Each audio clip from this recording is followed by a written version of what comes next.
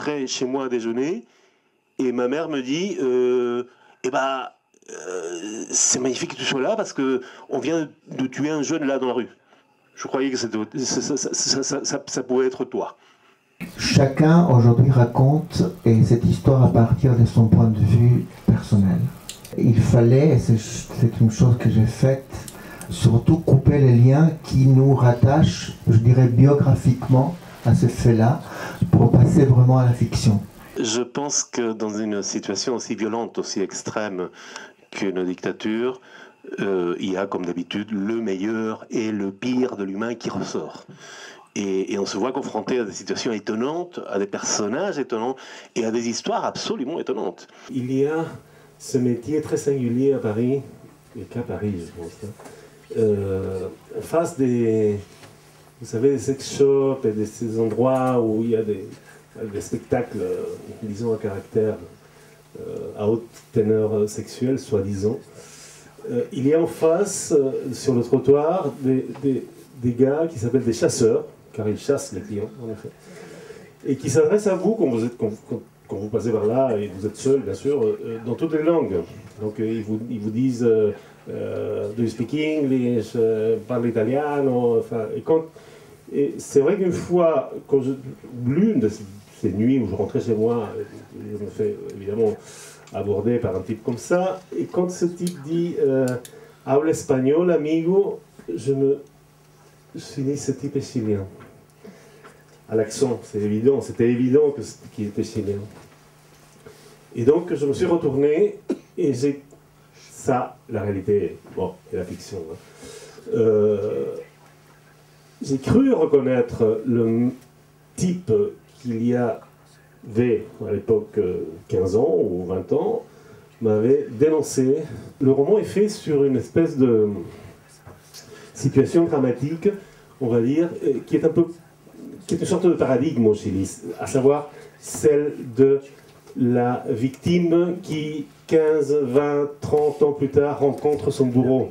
Ce qui me motivait, c'était de savoir qui est le bourreau, qui est ce mec, qui sont ces gens qui vous dénoncent, qui vous balancent, qui montent, donc, qui nuisent énormément, bien entendu.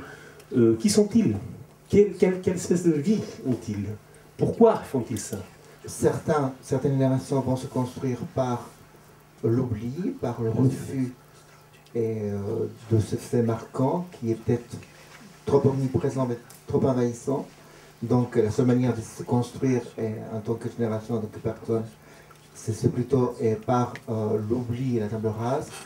D'autres générations, au contraire, qui ont besoin de souvenirs. C'est par la mémoire qu'elles vont sauvegarder quelque chose qui est essentiel pour eux. Nací en un país absolutamente devastado en sus políticas sociales. Je suis né dans un pays qui a été ravagé par les politiques sociales. Y en un país profundamente neoliberal. Et profondément néolibéral. Y eso inevitablemente influye en la literatura que uno vaya a escribir. Et ça a une influence forcément sur la littérature qu'on va écrire. Entonces, efectivamente, para mí la dictadura, yo puedo narrar la dictadura desde la consecuencia. Du coup, je peux raconter la dictature à partir de la conséquence. C'est une histoire qui, à mon avis, reste quand même totalement traumatique, puisqu'elle a traversé 3 générations, à savoir qu'elle a touché des gens qui n'étaient même pas nés au moment du retour à la démocratie. Et ça, quand on assiste à des faits qui peuvent vous toucher profondément, intimement, alors que vous ne les avez pas vécus, on accède, je pense, à un registre de l'histoire qui est tout autre.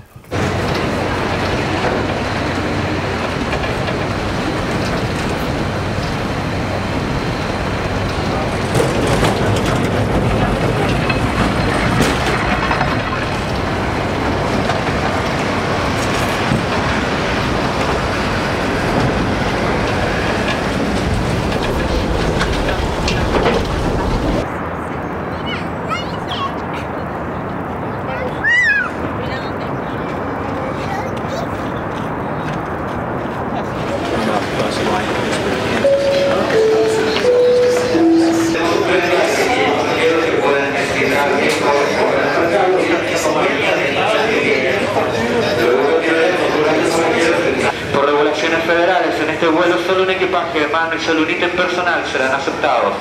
Hacemos su preferencia por Delta Airlines. Ladies and gentlemen, welcome to Delta Airlines Flight 136 in joint operation with Korean Airlines Flight 7300 to Atlanta.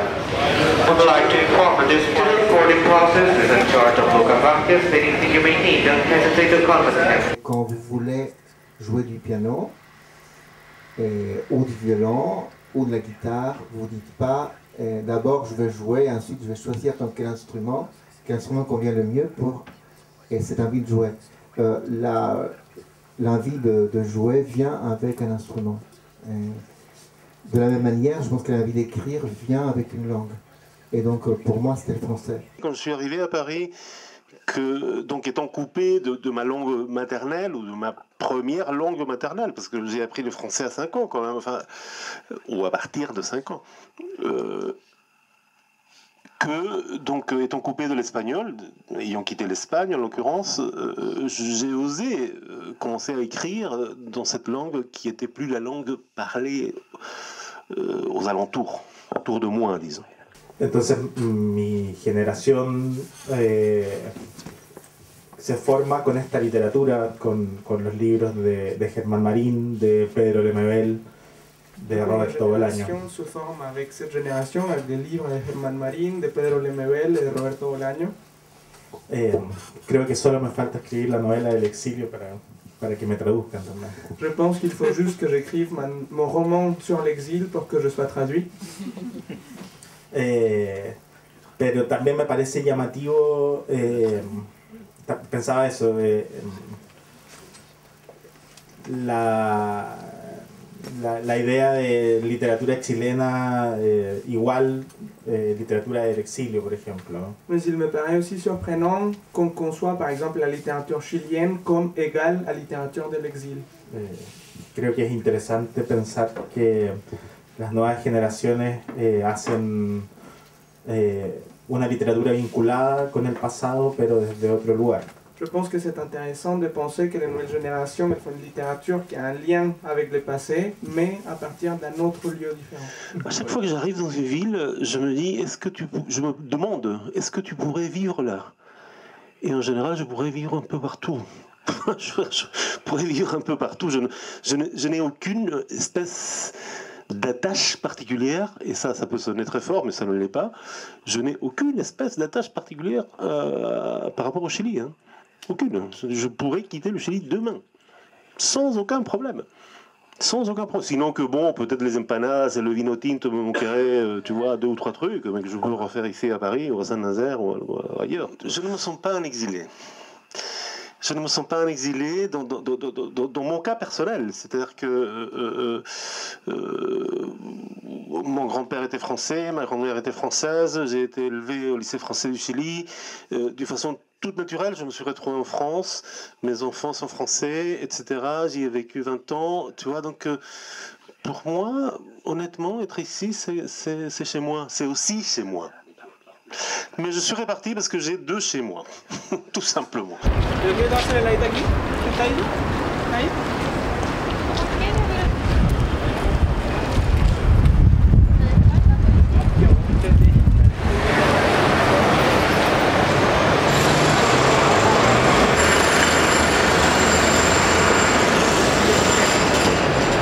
Au Chili, curieusement, on n'en a pas fini avec la dictature. On n'en a pas fini du tout. Le dilemme de la droite aujourd'hui, c'est comment assumer ou se débarrasser, assumer ou se débarrasser de l'héritage pinochetiste. Et il y a une fraction importante de la droite qui soutient qu'il faut absolument reconnaître l'œuvre du général, comme il l'appelle. Donc, quand tu es là-dedans, dans ce pays-là, si tu veux, moi, je pense que l'écrivain a un mot à dire là-dessus. Enfin, un mot qui n'est pas un mot militant, qui n'est pas forcément un mot, si tu veux, politicien, direct, tu vois. Mais je pense qu'on a un mot à dire. Je pense qu'on a un mot à dire. Et je pense qu'on a une certaine responsabilité aussi. Responsabilité de parole, je dis. Pas de slogan, de consigne ou de militantisme strict. La dictature chilienne n'était pas une dictature fasciste au sens où elle ne préconisait pas le repli vers la famille, vers l'industrie nationale, une politique protectionniste. Il y a eu quand même un clivage, Bernardo. C'est dans les années 80 quand Pinochet perd la conduction économique, c'est-à-dire les militaires qui perdent la conduction économique du régime, et que les fameux Chicago Boys, c'est-à-dire les docteurs en économie de l'Université de Chicago, disciples de Milton Friedman, le grand gourou du néolibéralisme mondial, passent au pouvoir, que ça se diversifie. Oui, mais mais le projet des militaires était tout à fait celui que tu viens de décrire. Industrie nationale, nationalisme, repli sur les frontières, autarcie.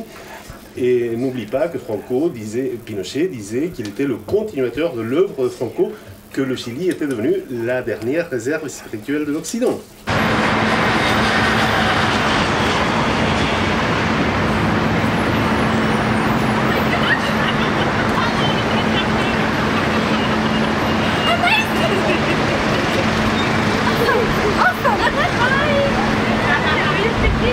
La dictature chilienne prend ses fondements, disons, théoriques et idéologiques dans la figure d'un type qui s'est appelé Jaime Guzmán. C'est un idéologue du totalitarisme de droite, Jaime Guzmán. Et donc, il conçoit un régime qui fonctionne comme une horloge. Pour le changer, vous avez besoin des 2 tiers qualifiés, n'est-ce pas, de la majorité de 2 chambres, et ça c'est très difficile à obtenir. Donc, non seulement il laisse le régime, les bases économiques et sociales complètement verrouillées, mais en plus, il fait un travail idéologique réel, c'est-à-dire qu'il produit des œuvres, il produit une pensée que j'appellerais crypto-fasciste, qui se tient, qui n'est pas n'importe quoi. Et donc, c'est la seule dictature latino-américaine qui repose sur des fondements idéologiques solides. Jaime Guzmán n'est pas un imbécile. C'est un esprit éclairé, pré-moderne, pré-voltairien, pré-18e. Mais c'est un esprit éclairé, c'est quelqu'un, Jaime Guzmán. Et donc, je pense que la lignée idéologique de la droite chilienne, qui en quelque sorte se poursuit jusqu'à aujourd'hui, si elle est aussi forte, aussi présente, c'est en bonne mesure grâce à ce travail de profondeur de ce monsieur qui a été l'un des grands instigateurs du coup d'État et qui l'a fondamenté et qui l'a, disons, pour lequel il a fait tout un travail, une mise en place non seulement idéologique mais juridique, car il est à l'origine de la Constitution qui nous gouverne jusqu'à aujourd'hui. Jaime Guzmán, pas Pinochet qui en était incapable, mais Jaime Guzmán nous a donné une Constitution faite à la mesure d'un pays totalitaire. Et cette Constitution-là, c'est la Constitution dans laquelle ont vécu 3-4 générations jusqu'à présent.